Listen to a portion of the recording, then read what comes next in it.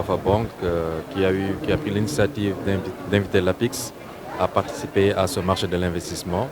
Nous sommes ici très heureux aujourd'hui de participer à ce marché-là qui est une opportunité pour le Sénégal et pour l'APIX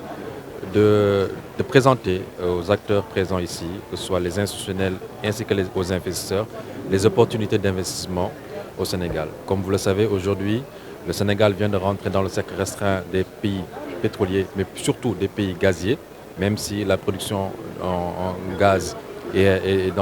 sont prévues au courant de l'année prochaine. Nous venons de recevoir aujourd'hui le premier baril de pétrole. Et donc ça nous augure des perspectives économiques très reluisantes pour l'économie sénégalaise et plutôt pour la sous-région. Nous sommes ici aussi également pour représenter aussi également le marché africain. Comme vous le savez, le Sénégal, avec sa position géographique, a un avantage comparatif d'entrée sur le marché africain. Et aujourd'hui, nous espérons, nous comptons, nous avons l'ambition de devenir une plateforme logistique de commercialisation et d'échange, naturellement, pour toute la zone Afrique. Donc ce n'est pas forcément uniquement pour le Sénégal que nous sommes là. Nous sommes là aussi pour parler de l'Afrique et de cette potentialité-là que l'Afrique regorge en termes d'opportunités, surtout à travers la zone, la ZLECAf, qui est une opportunité pour nous, Africains, de mieux augmenter notre coopération intra-africaine et nos investissements intra-africains, naturellement. Alors, les deux pays, la relation entre le Maroc est multidimensionnelle. C'est seulement pas culturelle. Elle est religieuse, elle est économique, elle est historique. Il y a un amour profond entre les deux peuples qui se ressent aujourd'hui. Quand nous, en tant que Sénégalais, en marchant dans la rue, on voit la fraternité qui existe entre le Marocain et le Sénégalais. Ça, c'est du côté est très présent au Sénégal, dans plusieurs secteurs, dans les finances, dans l'assurance, dans le BTP aujourd'hui, mais surtout aujourd'hui, nous espérons davantage leur présence dans le domaine de l'agriculture. Comme vous le savez, le Sénégal a proclamé vouloir atteindre la souveraineté alimentaire. Nous regorgeons d'importantes opportunités, notamment il y a un corridor qui est en train d'être évalué et construit, c'est le corridor céréalier. Comme vous le savez, nous avons testé l'introduction du blé au Sénégal, tout au long du fleuve Sénégal. Nous avons aujourd'hui la possibilité d'augmenter nos capacités de production dans le blé. Nous avons également au niveau de Matam une forte réserve de phosphate, d'engrais naturels qui constitue un intrant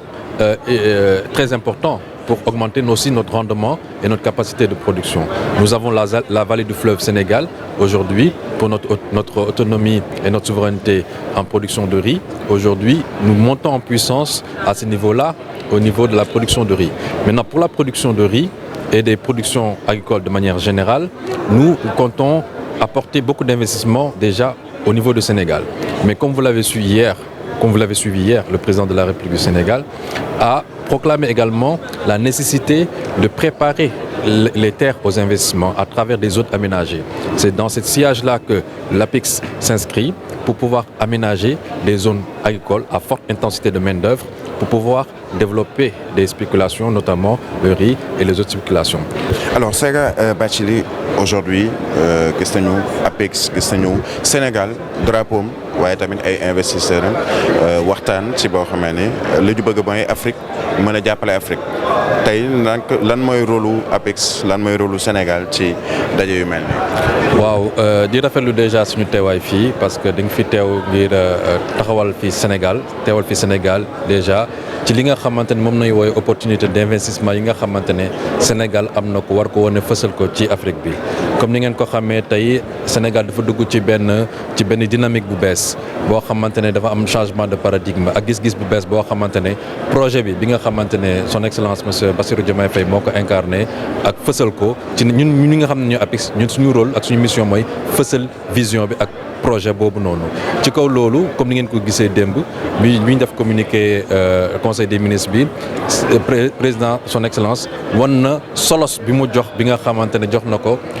développement industriel u Sénégal te loolu noonu développement industriel boobu mi ngi jaar ci aménagement ay zones dédiées yi nga xamante ne képp ku investisseur ku bëgg a investir Sénégal war nga mën ñëw fekk suuf ak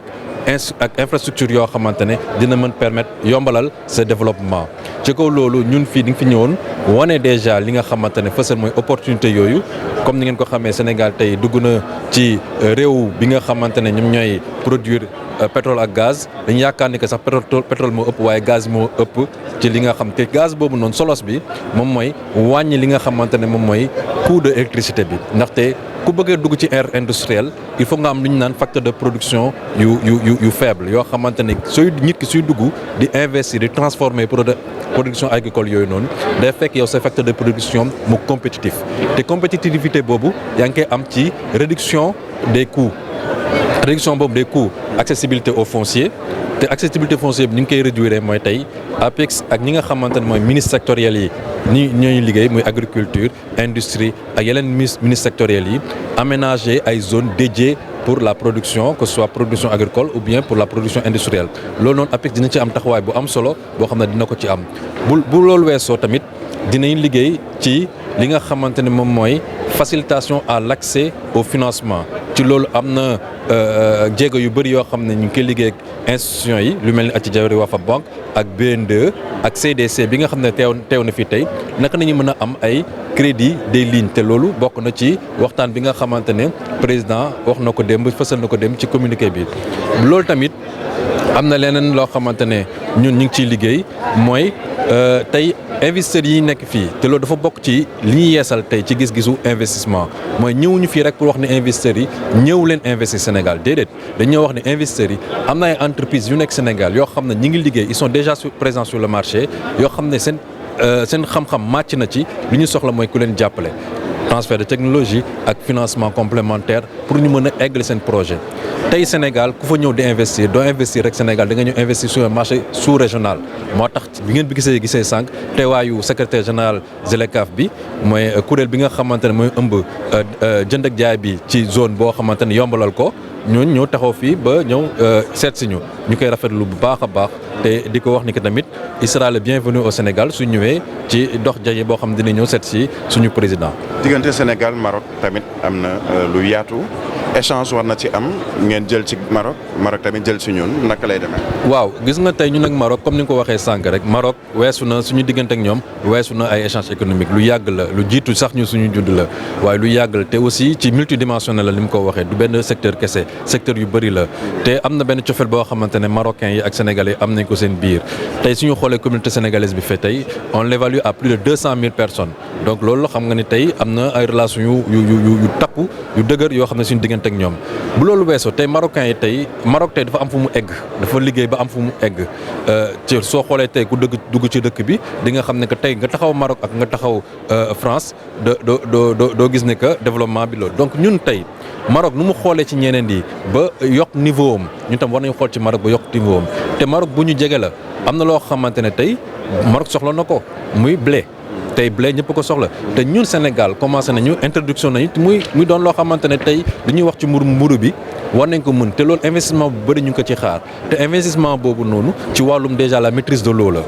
ndox bi lu am solo la donc toutes les infrastructures yi nga xamante ne moo war a permettre ñu faciliter avoir accès à l'eau loolu ñu ngi ci xaar investissement bu bëri pour améliorer ñun am nañu engrais am nañu suuf waaye la maîtrise de l'eau moo ñu manqué pour ñu mën a augmenter suñu capacité de production li nga xamante ne moom mooy industrie bi transformation bi tey am na loo xamante ne des facilitations yoo xam ne tey am ak nguuru Sénégal mi ngi ci liggéey pour yombala leen ko comme ni ngeen ko gisee ministre de l'industrie ak ministre de l'économie am na benn liggéey boo xam ne président sas na leen ko ñu xool pour reconstruire le tissu industriel réhabiliter le tissu industriel te loolu noonu gëm naa ni que suñ si jàppee incha allah suñu mbébét yi nga am ci investissement yi gën ko yokk ñun APIX dinañ leen jàppale ministère sectoriel yëpp gën a fësal seen liggéey gën a fësal seen activité gën a fësal li nga xam ne moom mooy objectif yi ñuy kii ci en termes d'investissement ndax ñun loolu mooy suñu liggéey